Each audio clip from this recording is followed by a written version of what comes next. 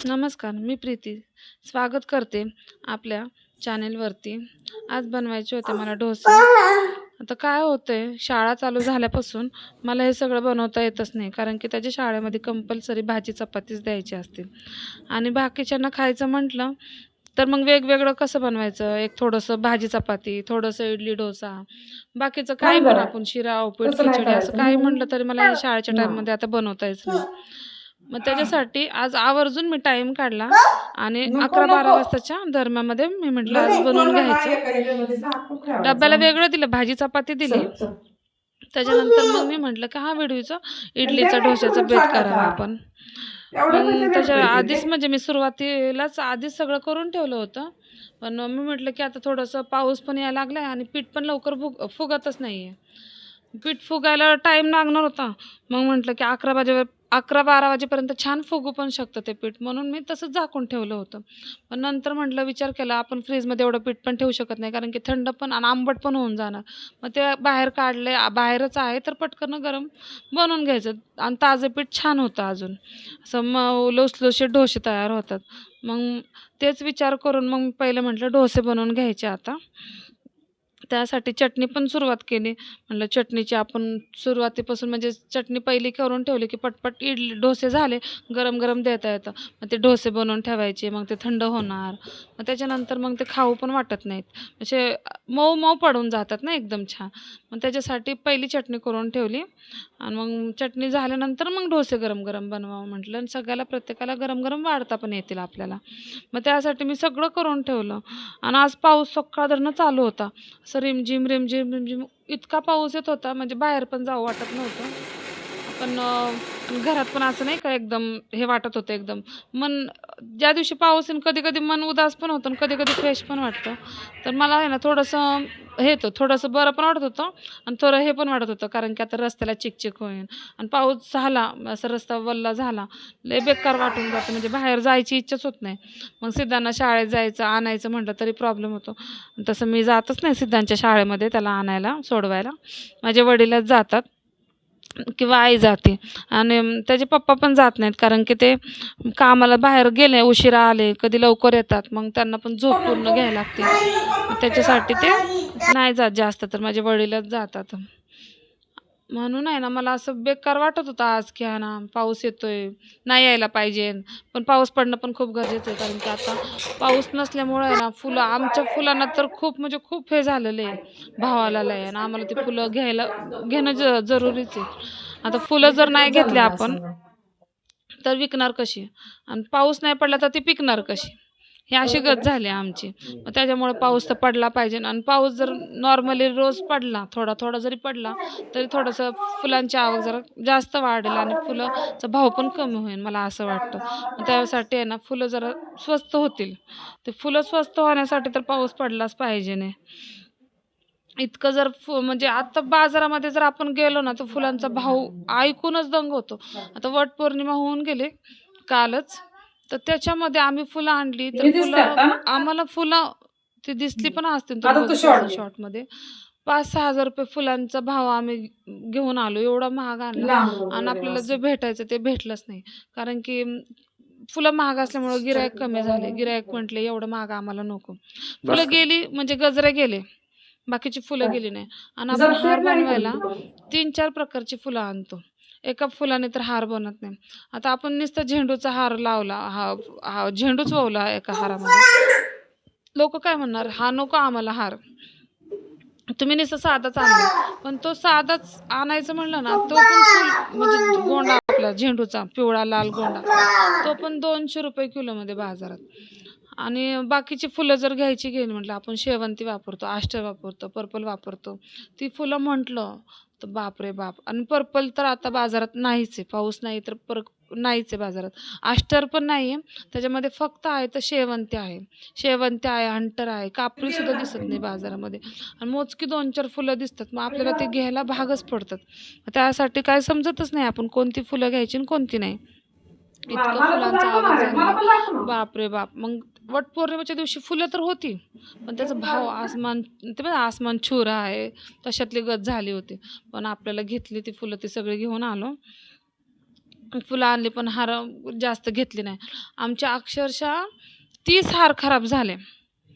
उन्हात मी हार घेऊन बसले विकायला, तर जास्त गिऱ्हाईकांनी हार नाही घेतले, गजरे घेतले, फुलं घेतली. सुट्टी फुलं भरपूर गेली. सुट्टी फुलं परवडत नव्हती देण्यासाठी, कारण की 20 रुपयाची काय फुलं द्यायची आपण?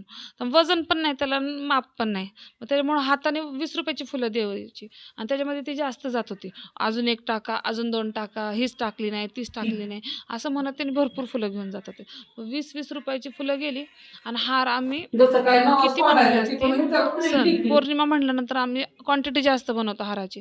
तर आम्ही 16-16चे असे झुपके म्हटलं तरी 5 झुपके केले असतील. म्हणजे विचार करा 16-16ने किती झाले ते हार. आणि मग त्या हारामधले आमचे 16-16चे 3 16-16च्या म्हणजे 3 झुपके आमचे खराब झाले अक्षरशः.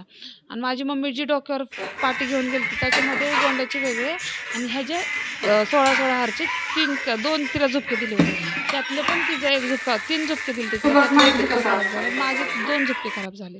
इतके हार खराब झाले. आमचं इतकं नुकसान झालं ह्या वेळेस, भरपूर नुकसान झालं. वाईट तर इतकं वाटलं, जे आपल्याला भेटायचं तेच नेमकं भेटलं नाही. मग त्याच्यामुळं ना टेन्शन तर खूप होतं.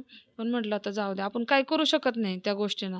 आणि आपण जर तो हार परत विकायचा म्हणा, सडका हार नाही विकत आम्ही, फ्रेश. आणि मग त्याच्यामुळं आणि बुधवारी येणार होता, मंगळवारी 1 दिवस विकून लगेच बुधवार.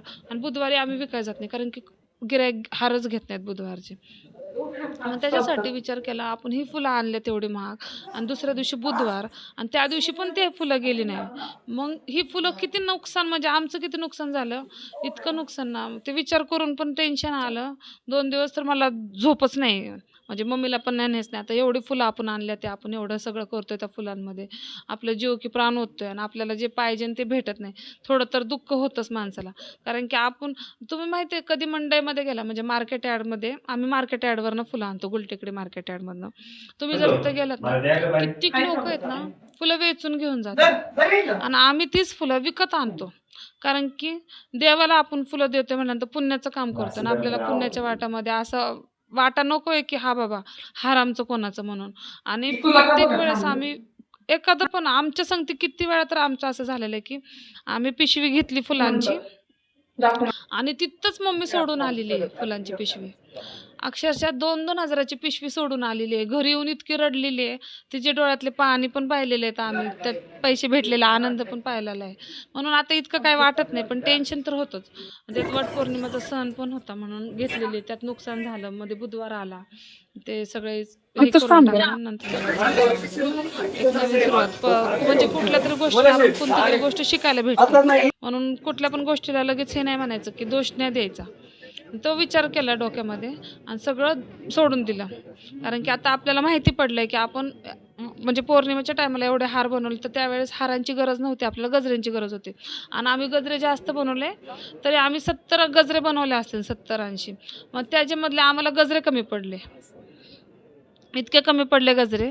मग ते आम्ही म्हणजे विचार करायला पाहिजे नव्हता की आम्हाला फुलांची क्वांटिटी कमी घ्यायची होती आणि मोगऱ्याची जास्त घ्यायची होती.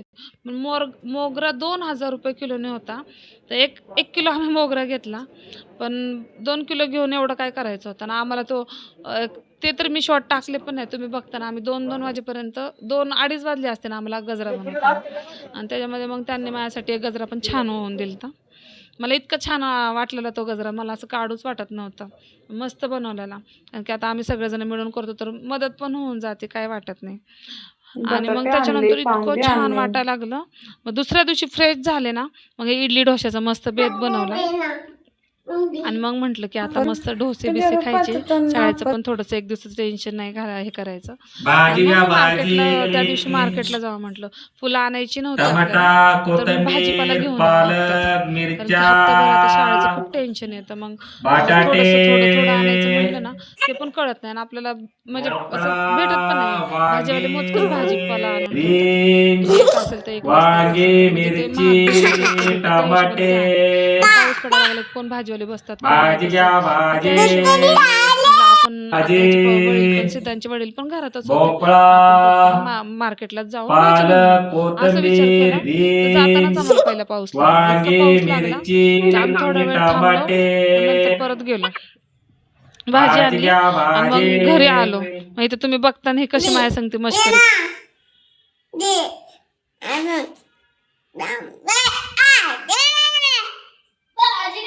तर आपला गरम गरम भात तयार आहे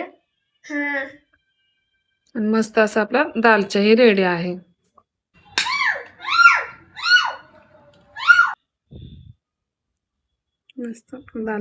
मस्त आपला दालच्या भात आता रेडी झाला आहे.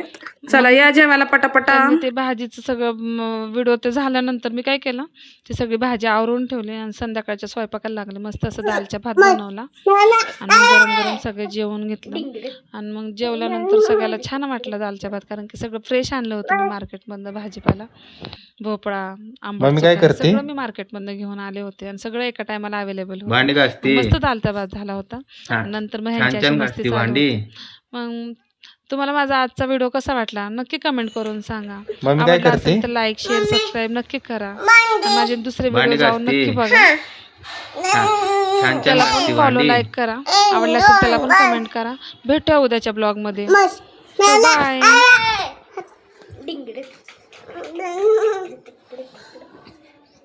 बाय.